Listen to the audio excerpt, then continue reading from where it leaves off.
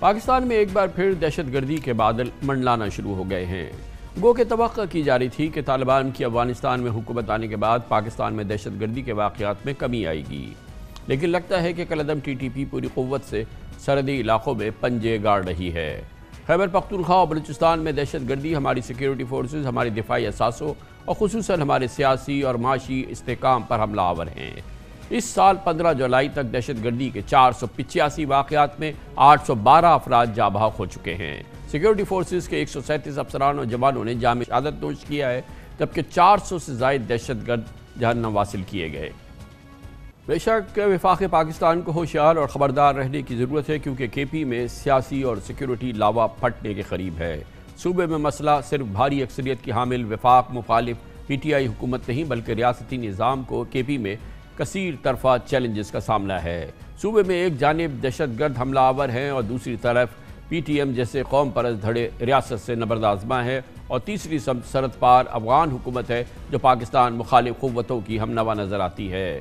عزم استحکام کی مہم اور بنو جیسے واقعات کے پس منظر میں مبینہ ڈیجیٹل دہشت گردی پر مبنی افواہیں بھی قومی سلامتی کے لیے ناصور ہیں، جبکہ اس پوری صورتحال میں شہباز شریف حکومت اور گنڈا پور حکومت میں پہلے دن سے کشیدگی اور ٹکراؤ کی کیفیت ہم نے دیکھی ہے۔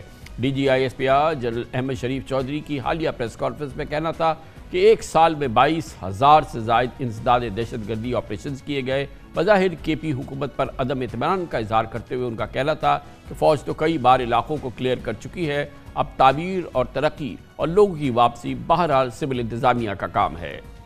ملک میں دہشت گردی سے سب سے زیادہ متاثرہ صوبے کے پی میں تحریک انصاف 2013 سے برسر اقتدار ہے۔ اگرچہ شورش زدہ حالات میں داخلی ناکامیوں کے ساتھ جیو اسٹریٹجک سیکیورٹی خارجہ تعلقات کا بھی گہرا تعلق ہے، تاہم یہ بھی حقیقت ہے کہ پچھلے 10 سال میں اس صوبے میں آپریشن ضرب عزم دیکھا گیا ہے، آپریشن رد الفساد ہوا ہے، اور اس عرصے میں پختون عوام بڑے پیمانے پر اموات و تباہ حالی کی آزمائشوں سے بھی گزرے۔ اب ایک بار پھر عزم استحکام کے حوالے سے وزیر اعلیٰ علی امین گنڈاپور نے کہہ دیا ہے کہ خیبر پختونخوا میں وہ آپریشن نہیں ہونے دیں گے۔ وزیر اعظم شہباز شریف کا دعویٰ ہے کہ این ایف سی ایوارڈ کے تحت تمام صوبوں نے کے پی کو 2010 سے اب تک 590 ارب روپے اضافی دیے تاکہ صوبے سے دہشت گردی کا خاتمہ ہو سکے، لیکن پی ٹی آئی کی حکومت صوبے میں ایک مؤثر کانٹر ٹیررزم ڈپارٹمنٹ بھی نہیں بنا سکی ہے۔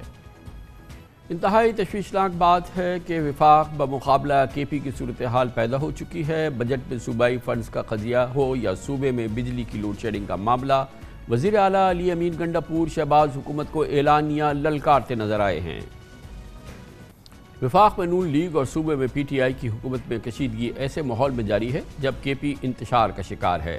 صوبے میں دہشت گردی رک نہیں رہی اور ٹی ٹی پی، داعش اور ان جیسی دوسری کالعدم تنظیموں کی افغان سرحد سے ملحقہ علاقوں میں موجودگی کے شواہد موجود ہیں، اور اس صوبے میں ریاست مخالف احساسات کو ہوا دینے والے عناصر بھی سرگرم ہیں۔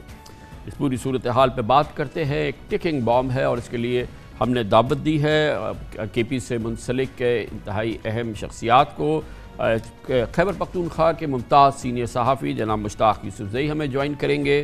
جناب افتخار فردوس ایک اور بہت ہی ممتاز سینئر صحافی ہیں، اینالسٹ ہیں، ہمارے ساتھ ہیں، اور نیوز اینالسٹ اور سینئر صحافی رشید صافی بھی ہمارے ساتھ ہیں، اور سیاسی ہم نقطۂ نظر لیں گے محترم میاں افتخار حسین سے، سینئر رہنما عوامی نیشنل پارٹی اے این پی۔ بہت بہت شکریہ آپ حضرات کا۔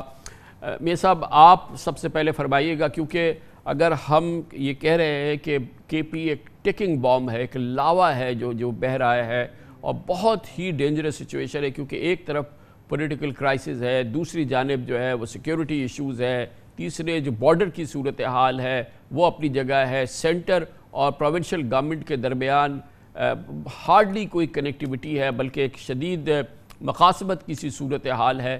یہ پورا صوبہ جو ہے، یہ ہم صحیح ہے نا کہنا کہ یہ ایک لاوا ہے جو پھٹنے کے قریب ہے؟ ایسا ہے کہ کامران صاحب، یہ تو 40 سال سے یہ لاوا ہے جو پھٹ رہا ہے، اور ہم اس میں جل رہے ہیں۔ کبھی کبھی ان کو دکھائی دیتا ہے، کبھی کبھی ان کو دکھائی نہیں دیتا۔ یہ لاوا کس نے تیار کیا، کیوں کر تیار کیا، اس میں کون کون ملوث ہے؟ وہی پرانے کھلاڑی ہیں، اور وہی سلسلہ ہے جو چل رہا ہے۔ کبھی کوئی صورت اختیار کر لیتا ہے، کبھی کوئی۔ ہمیں مرکزی حکومت اور صوبائی حکومت وہ دونوں فیل ہیں، یعنی یہ جو امن و امان کا مسئلہ ہے وہ بھی حل نہیں کر سکے، جو ان کا صوبائی حکومت کی بھی ذمہ داری ہے اور مرکزی حکومت کی بھی ذمہ داری ہے. وہ تو دونوں آپس میں یعنی لڑ رہے ہیں. اگر آپ صرف وزیر اعظم اور وزیر اعلیٰ کی بات کریں گے یہ تو ایک یعنی صرف تقاریر کی حد تک بات ہے. ان کا کون سنتا ہے؟ ان کی کوئی بات نہ کوئی سنتا ہے نہ اس کی کوئی بات چل سکتی ہے. ہاں اس دفعہ جو عوام کا پریشر آیا ہے وہ اس لیے آیا ہے کہ جو آپریشن کی بات ہو رہی ہے تو آپریشن میں تو ہم تباہ ہو گئے. کتنے آپریشن ہوئے اور سارے لوگ تباہ اور برباد ہو گئے لیکن دہشت گرد ختم نہیں ہوئے. پھر مذاکرات کی بات آئی تو کتنی بار مذاکرات ہوئے اور اس میں لوگ تباہ ہو گئے اور دہشت گرد ختم نہیں ہوئے. تو لوگوں کا تو نہ یعنی آپریشن پہ اعتبار ہے نہ مذاکرات پہ اعتبار ہے. ہم تو دیکھو کامران صاحب یہ بات میں ایک بار پھر کرنا چاہتا ہوں کہ اعتماد میں لینا ہوگا عوام کو. یہ خواب خرگوش میں بیٹھے ہوئے ہیں. بہت شکریہ میاں صاحب، آپ کی بات ہم نے تفصیل سے سن لی. بہت بہت شکریہ. ہم نے ایک سیاسی نقطہ نظر حاصل کیا، غیر پی ٹی آئی، غیر حکومتی نقطہ نظر، اور ظاہر ہے کہ اے این پی ایک امپورٹنٹ پولیٹیکل پارٹی ہے. میاں افتخار حسین کے اپنے مخصوص ویوز ہیں، لیکن اب پورے کے پی کی صورتحال کا ہم باقاعدہ تجزیہ کرتے ہیں، انالیسس کرتے ہیں اور غیر سیاسی تجزیہ ہم حاصل کرتے ہیں. اس کے لیے ممتاز سینئر صحافی جناب مشتاق یوسف زئی، جناب افتخار فردوس، جناب رشید صافی ہمارے ساتھ موجود ہیں. مشتاق یوسف زئی صاحب فرمائیے گا کہ ظاہر ہے کہ مختلف چیلنجز ہیں، ایک سے ایک سیریس چیلنج ہے. ایک جانب سیاسی چیلنج جو صوبے کی حکومت ہے اس کی وفاق کے ساتھ بالکل نہیں بنتی، وفاق کا ریاست پر اس پر اعتماد نظر نہیں آتا، صوبے کی حکومت کا وفاق پہ اور ریاست پہ اعتماد نظر نہیں آتا. دوسری جانب دہشت گرد جو ہیں وہ مسلسل اپنی سپیس بڑھا رہے ہیں، اور تیسری جانب ہمیں سرحد کے اس پار سے بھی جو صورتحال وہ بہت زیادہ کشیدہ نظر آ رہی ہے. تو اگر اس کو حل کرنا ہے تو اس کا راستہ کیا ہے؟ سب سے پہلے کس چیز کو سیٹل کرنا ہوگا؟ بہت شکریہ عمران خان صاحب.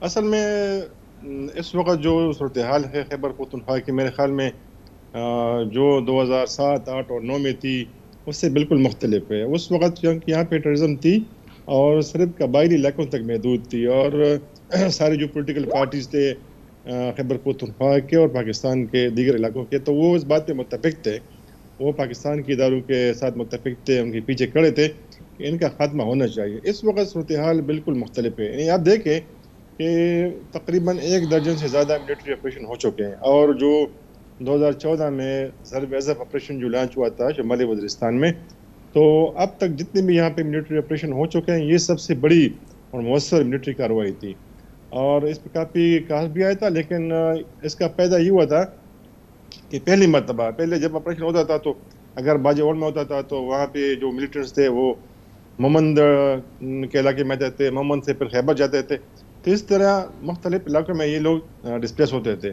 یہ جو آپریشن ہوا تو اس کا امپیکٹ یہ ہوا کہ جتنے بھی ملٹنٹ گروپس تھے وہ پاکستانی تھے، افغان طالبان تھے، القاعدہ کے تھے، چائنا کے تھے، ازبک تھے، جتنے بھی تھے، تو وہ پہلی مرتبہ ہم نے دیکھا کہ ان لوگوں کو پاکستان چھوڑنا پڑا. یہ سب لوگ گئے تھے across the border Afghanistan, Kunar, Nangarhar, Nuristan, Khost, Paktika, یہ سب لوگ چلے گئے تھے.